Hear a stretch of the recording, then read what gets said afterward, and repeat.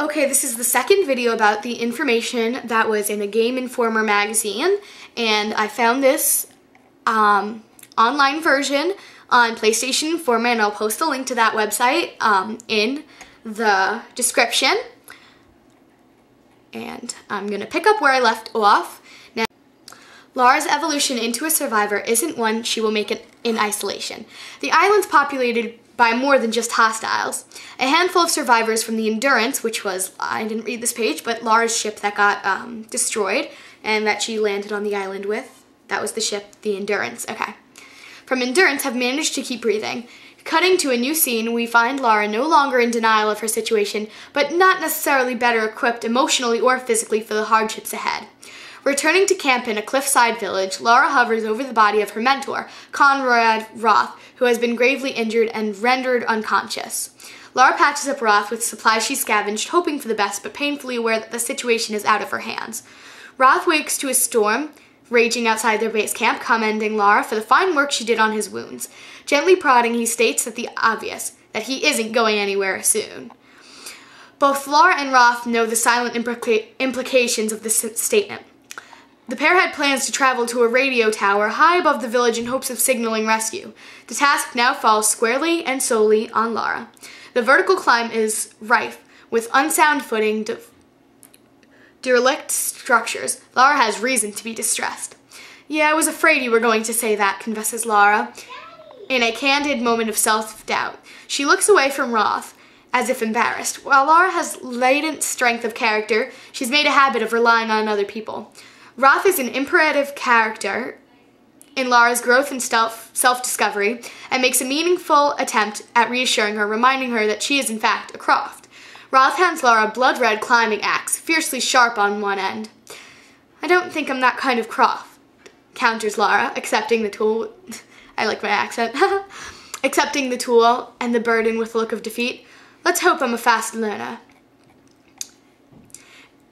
As the pivotal moment draws to a close, the player regains control of Lara, the blinking tower in the far distance indicating her goal. Now player-driven exploration, discovery, and dynamic traversal all come into play.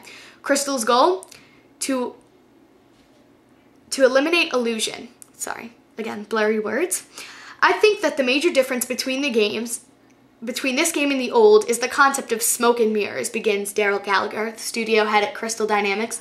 There was an illusion of freedom because of streaming and loading that it would pop you out in a different location, but this is absolutely real. You can literally go in any direction and see and carve your own way to the finish line instead of being guided.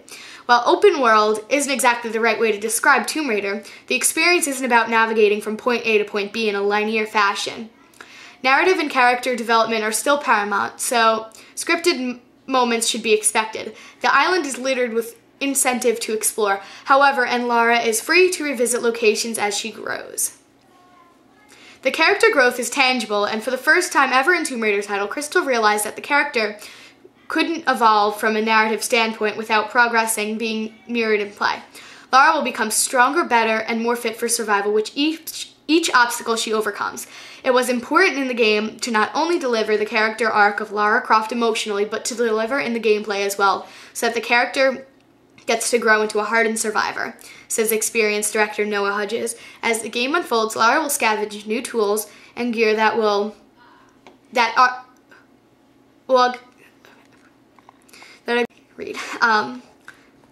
Lara's athletic prowess will also evolve, some areas being inaccessible due to physical limitations or scarce supplies. With the right skills and gear, however, the island is Lara's for the taking. Base camps are in a simple window dressing, but that's the end of this page. Let me go to the next page. Rather than a mechanic that ushers in these new and exciting features, at any camp, Lara can combine Savage from her inventory to create new items and access skill systems to enhance her abilities. Base camps also offer fast travel to minimize backtracking, encouraging the player to fully explore an area at his or her preferred pace.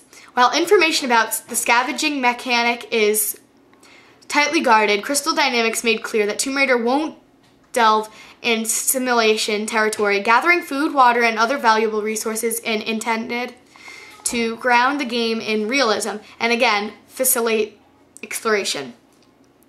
We aren't treating survival as simply not dying, Hughes says.